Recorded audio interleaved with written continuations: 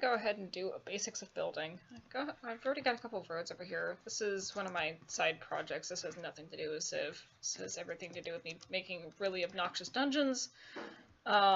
Think like Legend of Zelda and Dark Souls had a love child, and it's made with command blocks, but yeah, that's kind of the idea of it. I've got an ocean that I'm terraforming, and don't terraform oceans, it's a bad idea. Got some pretty big stuff. I can show you how to do terraforming. I'll probably do that in another video.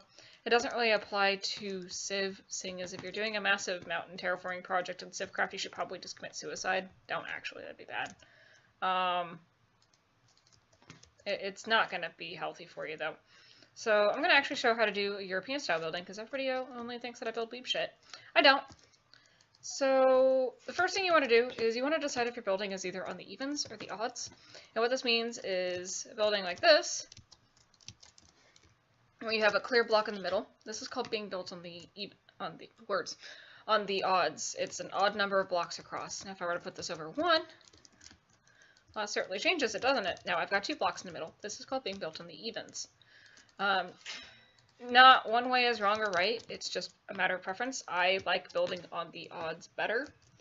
I can make things more symmetrical looking, but building on the evens is also good for large builds. Senkai is actually built on the odds. So for the block choice, it really comes down to color palettes. Usually when I'm teaching people how to build from scratch, I give them a limited color palette of only cobble and oak planks and say, figure it out and make something that doesn't suck. Then I'll challenge them by giving them something that's actually difficult, like using dark prismarine in tandem with diorite or some weird crap like that. Giving them an intentionally ugly color palette and saying, make it look good anyways. That is also a perfectly acceptable way of building. So what I'm doing right now is I'm figuring out which types of blocks I want to use for this. I will get my world edit axe out. And my stairs. And this should be a good start. It's not going to be a super colorful building, but it is still going to look good. Probably should add some contrast to it, though. So let's go ahead and do that. So I'm going to be doing this in sections of 3. I always build my buildings kind of in panels. Not only is it easier to replicate and have a nice consistent pattern, but it usually looks pretty good. And I'm actually going to indent my panels. And what I mean by indenting your panels is it kind of does this weird zigzag thing, so when you're on the ground like this, it'll have a different look to it, and you can put in effects like stairs and make it look like it's this big circle arch, and we'll get into that as I actually start doing the build itself. But foundation comes first. You can't really have a building unless you have a good foundation. So I'm going to go ahead and do 4 sections of these, and 1, 2, 3, because this is an indent, it's actually going to share a corner. 1, 2, 3, 1, 2, 3, 1, 2, 3. Yeah, that'll be okay. So this one will also share a corner.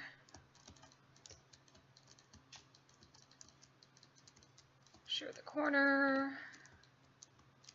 And here we go.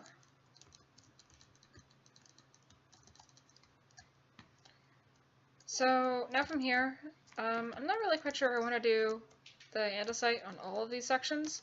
So I actually have my copy block set to my left-hand control, and the reason I do this is so that I can just quickly grab blocks that I've already placed down, so anything that I have used in a building already instantly becomes part of my color palette.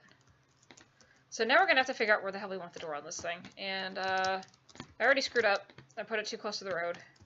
I always like having a couple of blocks away from where the road is, so I have kind of a little bit more leeway. We're going to move it back 3 blocks. Oh, forgot a corner. That's okay. It's only 4 tall. I'm not going to waste a world edit command on that. So there's that. So next we need to decide what we want to do with these indents. I kind of liked the idea of doing something like this, but that's not really prominent. Slabs aren't very distinctive. If I put it up like this, then yeah, we have that one layer, but that looks kind of awkward. So we're going to do kind of a compromise with both and use stairs. And because this is considered non-transparent blocks, it will kill the grass underneath it. So it's probably best if you want to put a layer underneath it like that.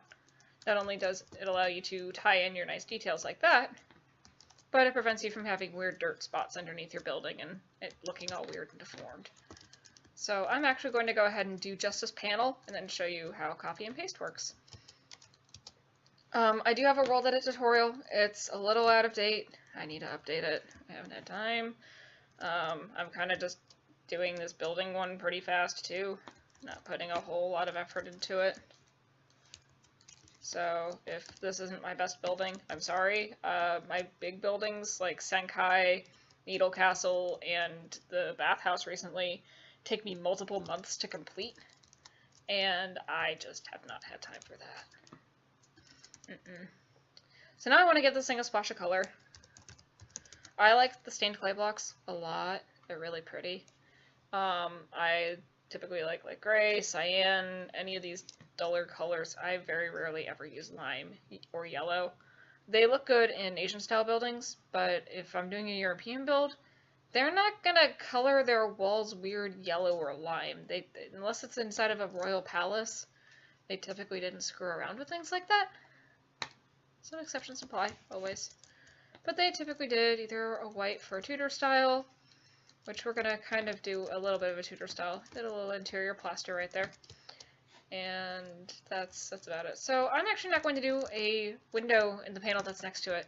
The reason I'm not going to do a window next to that is if you have too many windows in a building, not only does it overwhelm the interior, it kind of makes it feel almost too open.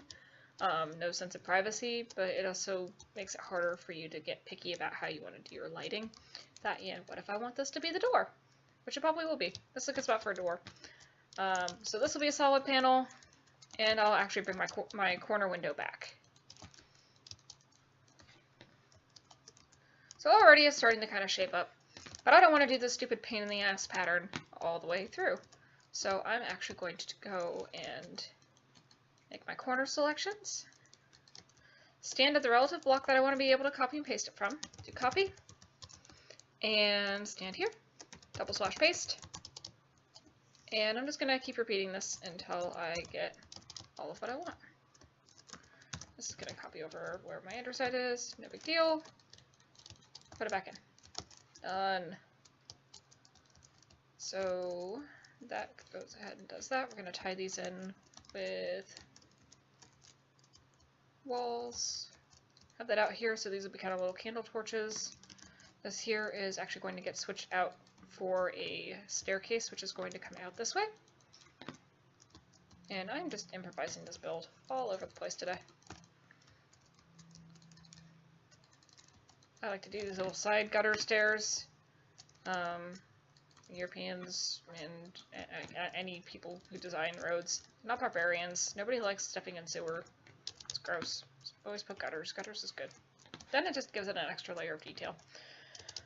So now that we can actually get inside of our building, we want to copy it over to the other wall. I'm going to stand here in this corner. I'm going to copy it. I'm going to use a command called flip. So from copy, flips it over the axis that you're facing. So flip like that, brings it over the west-east axis. I'm going to do double slash and paste, and there it is, already all lined up.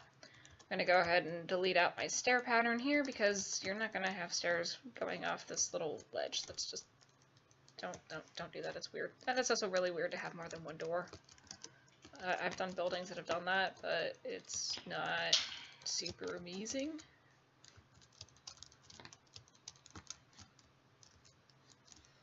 So I'm going to go ahead and do these corners now. This is going to be more of the same.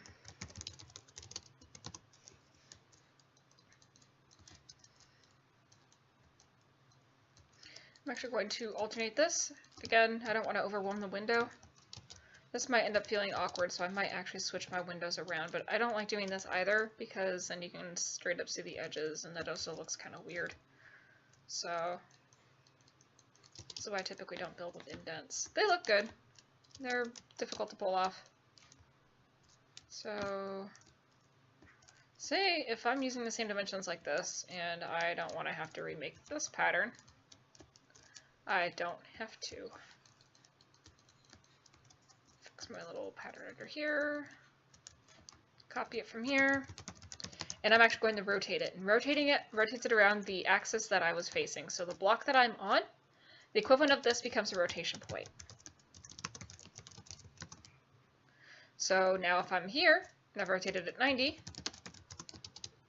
it'll paste it right there. I keep accidentally erasing the stupid andesite pillar. Paste that, and paste this here.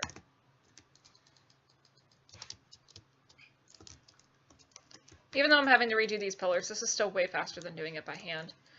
Now, you can't do world edit in Civ-Craft, obviously, so if you want to build nice things like this and be able to plan them out in advance, typically the best way of doing it is to do it on a creative server like this.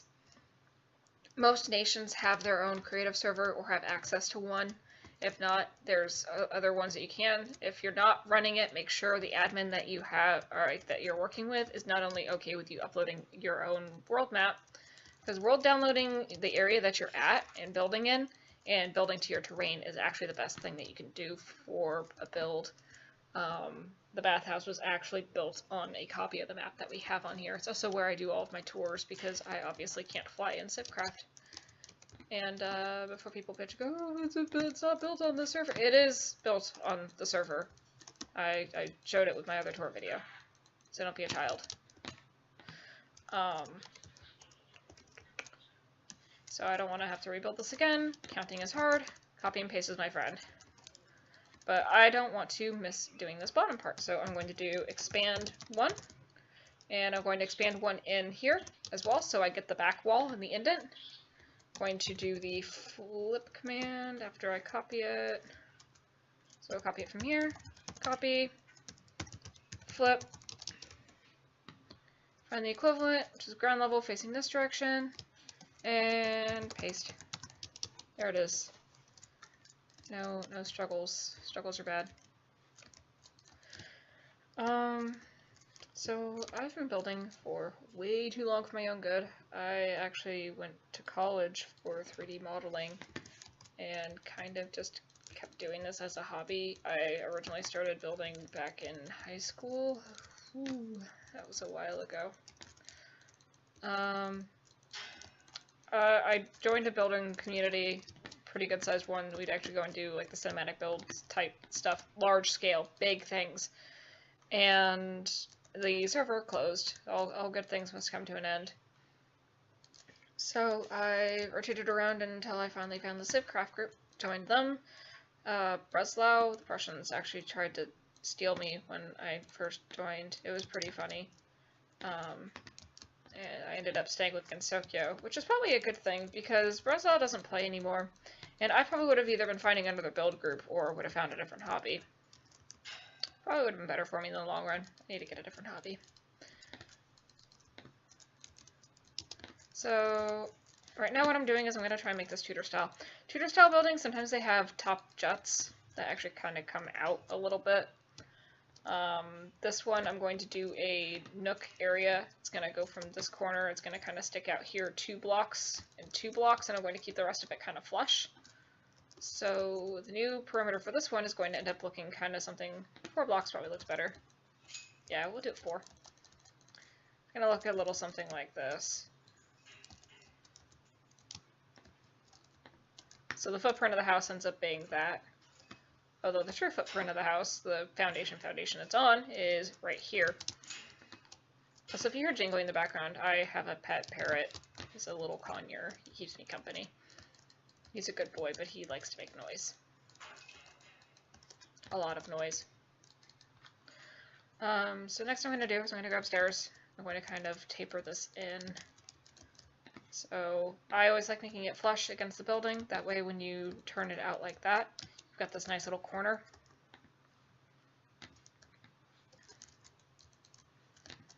And I'm going to turn it in early. The reason for this is I'm actually going to use fences and slabs to make it look like it's got an actual support structure. Because Minecraft doesn't require support structures, but the common laws of building and physics do. And I like making my buildings look a little bit more realistic if I can, or at least feasibly possible. But I don't like floating buildings. I don't like things that are on little tiny spindly stilts, and the reason why is I can look at them and my suspension of disbelief is broken. I think it's kind of bad manners for a building. If buildings could even have manners.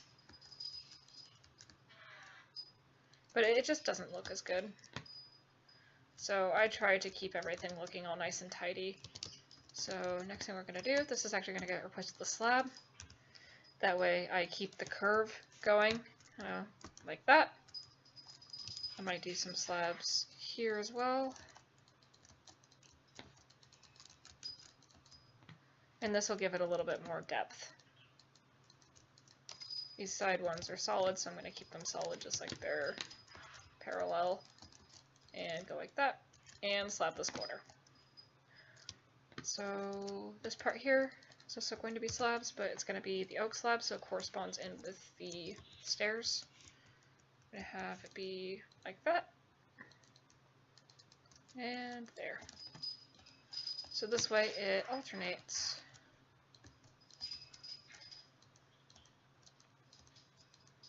This will make it look ribbed from below.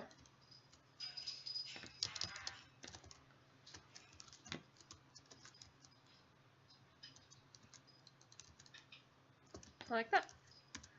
And next is fences. I'm going to use oak fences.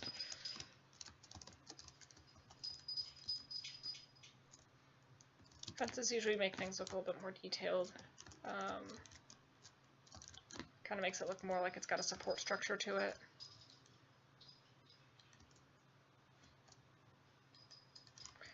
This is kind of an awkward building because I didn't really count it out properly. That's okay. We're going to make it work. And next I'm going to do a ring around it. That's going to give it another layer of color. And I'm actually going to tie it into its foundation. So I'm going to use this white stained clay. And now from the ground, that same color that's here on the foundation kind of gets tied up to the top. So when I do go and change up the pattern a little bit, it's not as jarring. This way I can safely switch it to something like snow and have it still look good. So normally I try and line it up with my supports underneath it, but because I'm trying to work to the corners, it's not going to be as exact. So sometimes you just have to say screw it and go for it. So go ahead and indent that. Tudor style uses these arch patterns. They're more of like an octagonal pattern, but it's really hard to mimic that in Minecraft. So this is probably going to be as close as I can get. And this is also going to be how we start tracing out our roof line. And roof lines are actually probably the most important part of a building. You can have a really, really good foundation, but if your roof is garbage, your building's still going to look like crap. So you need to pay attention to the roof line. And I do have a couple of laws of building that I always follow. One of them is I never make my ceilings tiny. They just look bad if you do that. I'll kind of show you what I mean. So I'm going to tie in the interior, have them have different color pillars on the outside. So you wouldn't really have cold stone pillars in your building unless you're going for that really brutalist look, which we're not. And keep in mind, all the things I'm saying might actually change depending on what type of a building you're doing. Like I'd be saying completely different things if we're building a Japanese building, or a Chinese style building like Senkai. A lot of them use different rules. Like Chinese always build theirs with sections, and the number of sections that they have actually is what kind of a building it is. So like a wanjian, I'm probably butchering that pronunciation, but a wanjian building is typically for a peasant. A lowly farmer lives in a wanjian house, whereas the emperor himself will live in a 7 or 8 jian house. I think the imperial palace is 8. The only other things that are up that tier is a temple or priest house. And this was, not only was it their measurement of how large a house was, but it was also part of their caste system. So when you build a house that's from a specific society, it's usually a good idea to do a lot of research on what that society was like, because their buildings probably reflect it. So I'm going to go ahead and Actually, no, because Tudor style, they would actually have thatching on the inside, or dirt, depending on what era it was in. So I try to avoid thatching, or hay bales in this case, and Civ, because these are kind of expensive to get. I mean, yeah, you can bot them, but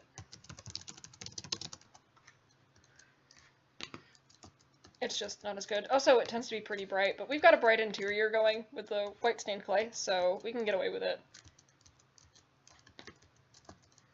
They also did not have glass in all of the time periods, or if they did, it was very wavy and very, very messed up looking, so I don't like using clear glass. If I have to do a glass pane, I'll typically do something like either a white stained glass or a light gray stained glass, but I actually prefer to use fences of various colors to show for windows. So you get kind of something like this.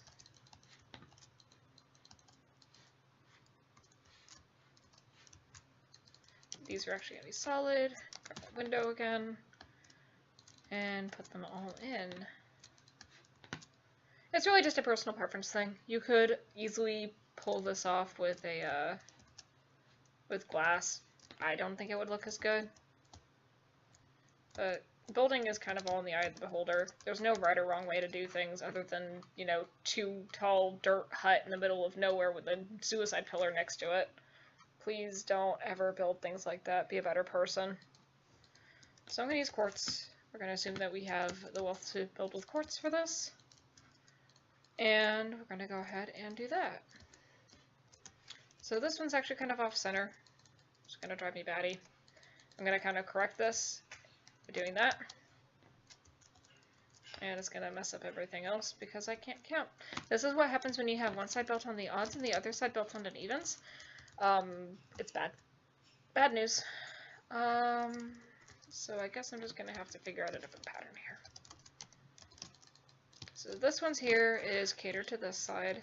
So this one here is going to have to be something different. I could just curve it. It feels kind of like a cop-out, but it'll work.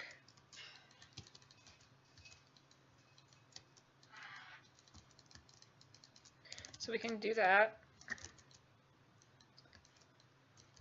Again, try not to overwhelm your building with too many windows, but if you don't have enough windows, then it'll also be just as bad, so try to balance it out.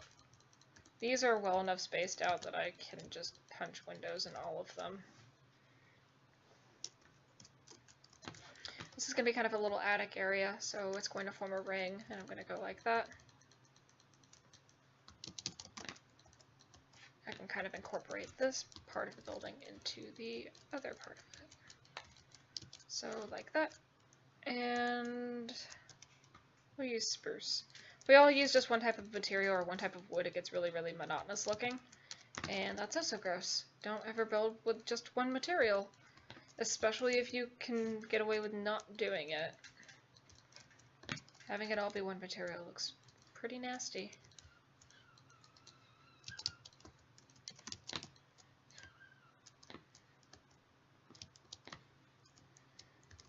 So next I'm going to go ahead and kind of tie this up here, put stairs on it, and this is going to matter here because we're going to use these stair patterns again. I'm actually going to use them to tie in this with the roof. So the thing I said earlier about roof lines being very, very important, the part that can make or break a building, this is where that part starts coming in. I'm going to actually start working on the roof before I start doing the second story, the other one, because I want to make sure that it lines up with this part for sure, as this is going to be the trickiest part of the building. Build that up there, grab my stairs again, grab my slabs, connect it up. It's like a really, really messed up game, connect the dots. There, there, and there. I can also take oak fences and do this kind of along the corners. You'll give it a little bit of extra detail, give it a little bit more contrast, a little bit more pop. And it's kind of the roof line. So I'm going to do something a little bit different than I normally do. I'm actually going to have a jutting out roof. And what this means is I'm going to take a different material. In this case, I'm going to be using cobblestone and stone bricks to kind of have this thing jut out a bit. So the reason why I had these stair patterns is I'm actually going to fill this in here with stairs, like a Tudor building, so that we have our octagonal shape that a Tudor building typically has.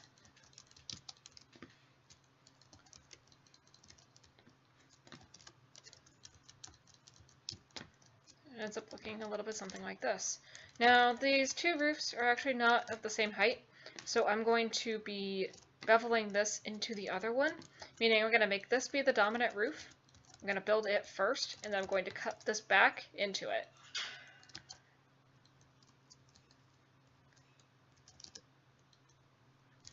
And it will end up looking like that, with this one being the one that kind of feeds into it the most.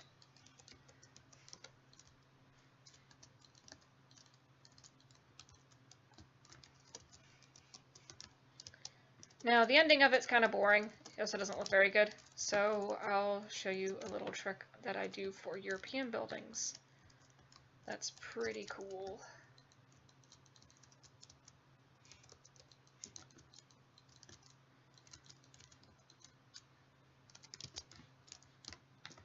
So I like to jut these out.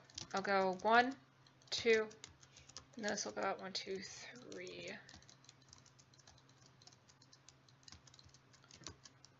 One, 2, and 1. Now it still looks kind of boring, so we're going to mix it up even more. We're going to use cobble on the very ends of it. And I'm actually not going to have it jut out that last distance. I think it looks a little bit too sharp. So, grab my cobble slab and bridge it across the side. And this is the part where I get mad at my own buildings, because I think this still kind of looks like garbage. So we're going to adjust the direction of these stairs. Probably get rid of these bottom ones. Apply some with fences. And have these built out straight like that, so that they have that curve to it. Grab a slab, extend it up, give it support structure, and there you go. So we're going to go ahead and do this on the other one. This is going to get a slab here on the corner part of it, so it doesn't look quite as obvious. The other one I actually put the stairs on too, and the reason I did that is because this isn't actually going to be tied into anything. This is just kind of a dead corner, so I'm trying to mask that. So this is also going to get built out like so. It's going to get built out like so. And this one's going to go like this. And our slabs are going to go parallel to it. So grab our stairs again.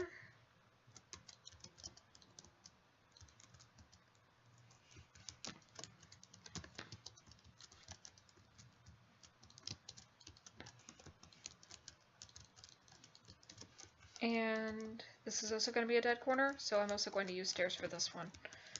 I'm going to go underneath and I'm going to fix my screwed up stairs because I'm mad at these and I think they look like garbage.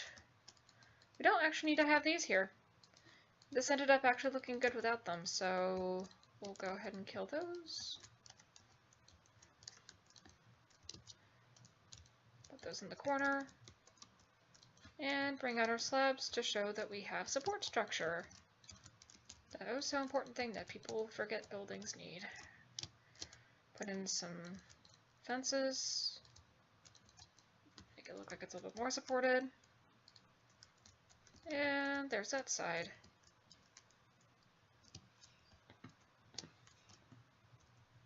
Let's see, checking for consistency. I think, I brought down the stairs all the way to the slabs all the way to the ends of the stairs. There we go, much better.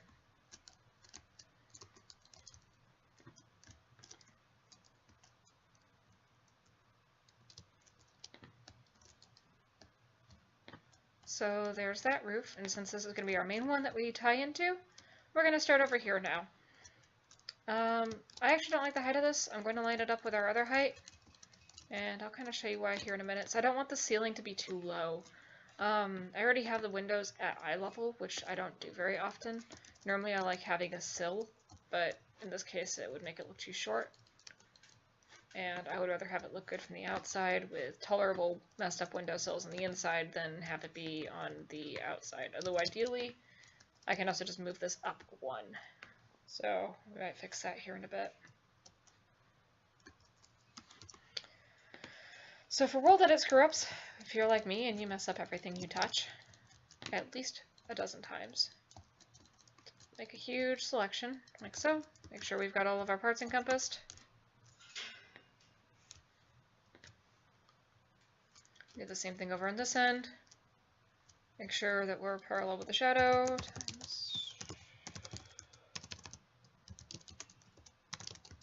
I can't type today. We're going to go all the way up to the top of it, and we're going to just move this block. All of this section, the entire building, is going to go up one block. Move, face the direction you want it to move, and press that. And now it's up. So I'm going to have to go through and fix it. But I would rather have that than have screwed up windows for good. I could have probably just lived with it, but I'm trying to show you guys as many different building techniques that I have in one sitting, in one video. Final destination, Fox only, no items. And give you guys the best building that I can in a short amount of time. We're now probably half an hour into this building, maybe.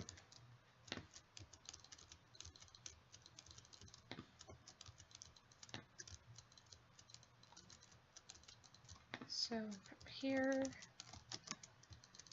here what I'm going to do is I'm going to start actually doing some minimal interior stuff. I'm going to add in things like stairs as soon as I finish fixing my now very screwed up exterior.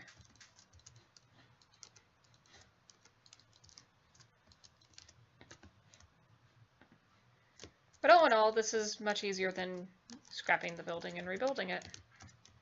Just double check, make sure I got everything on the sides. And go inside and fix my interior.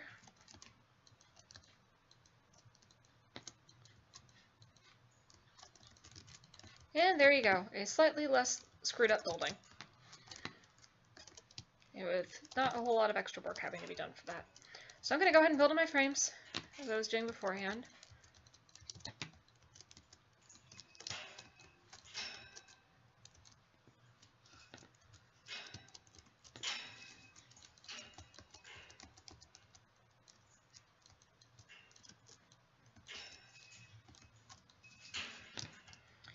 And from here, I'm going to probably, this is going to end up being the dominant roof, just like the last one.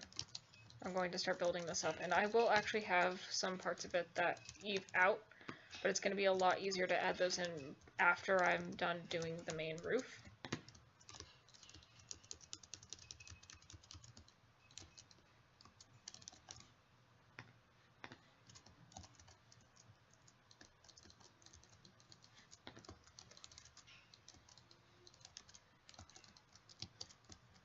As well as things like this.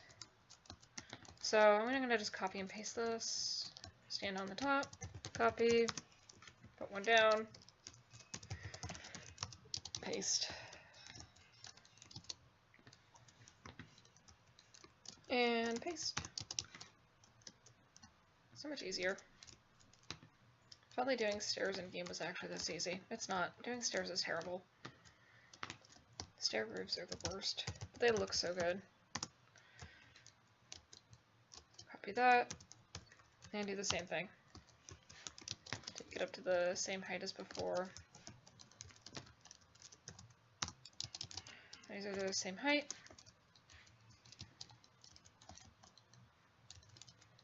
Do that, and add one more layer, paste, copy it, and paste it.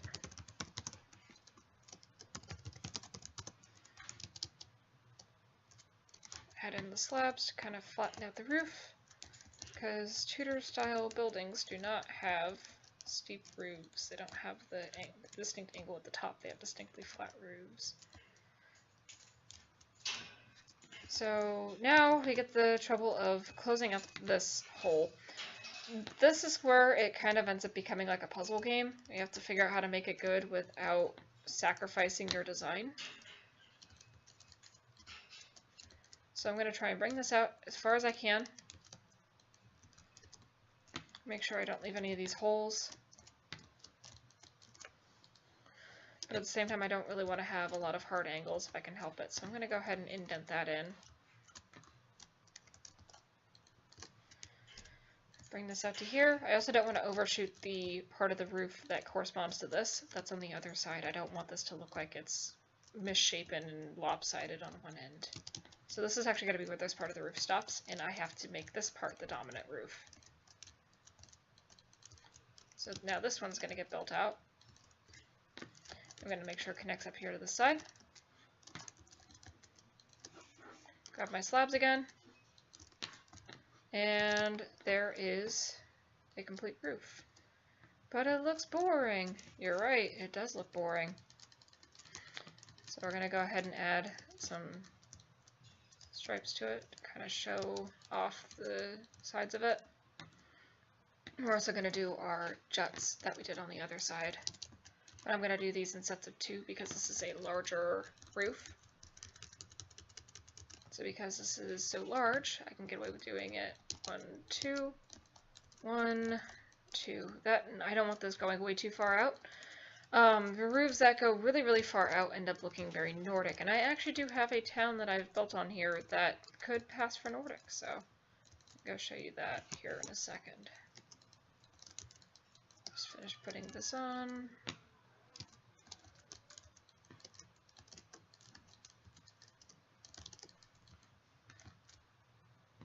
That's kind of how you do a roof.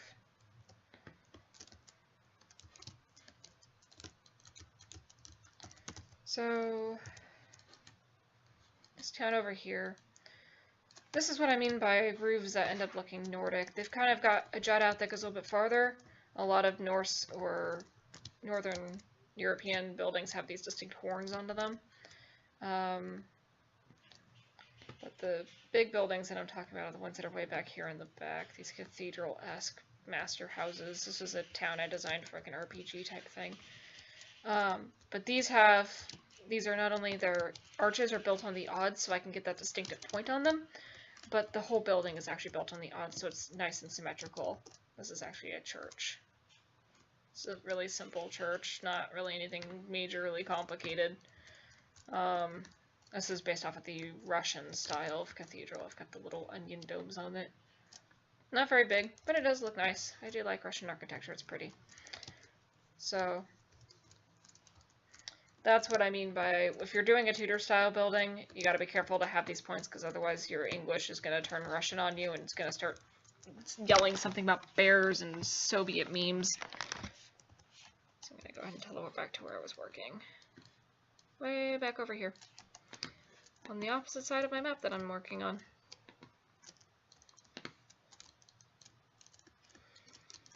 If you're interested in any of these build styles and you want me to like provide you with screenshots or something that kind of helps you out with references, I'm happy to provide those. It really doesn't take me very long to do it. I just pop on my server and grab a screenshot. So, if you're interested in looking a closer look at any like the Russian buildings, a closer look at the English style buildings, I do actually have an English style town. It is this one right here. This is a Tudor-ish style building town thing with a big French style castle in the back. Kind of a combination between French and Roman, really. I liked the Roman color palette, but the French layout is very, yeah. It's a bastard child castle, but it looks good. But any of these style buildings, I can do other tutorials on how I do architecture style for this, but most of it just comes down to looking at what your references are and getting good at mimicking shapes. So, There's that. We're gonna go ahead and fill this in, and I'll probably just speed this part up.